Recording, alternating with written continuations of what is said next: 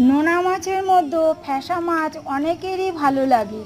গরম ভাতের সাথে সর্ষে দিয়ে ফ্যাসা মাছের ঝাল হলে দারুণ লাগে। নমস্কার বন্ধুরা, আজকের রেসিপি ফ্যাসা মাছের ঝাল।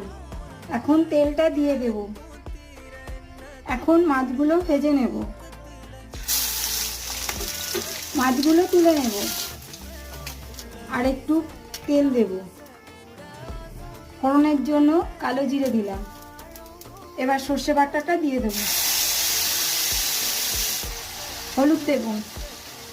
স্বাদের জন্য লবণ দেব পরিমাণ মতো। তেল ছেড়ে দিয়েছে, এবার আমি জল দেব পরিমাণ মতন, একদম অল্প পরিমাণ মতো জল দেবো। এবার মাছগুলো দিয়ে দেব। এবার ওপর থেকে কাঁচা লঙ্কাগুলো দিয়ে দেব। ওপর থেকে একটু সর্ষের তেল দিয়ে দেব। 5 মিনিট মতো ফুটিয়ে নিলেই তৈরি হয়ে যাবে ফ্যাসা মাছের ঝাল।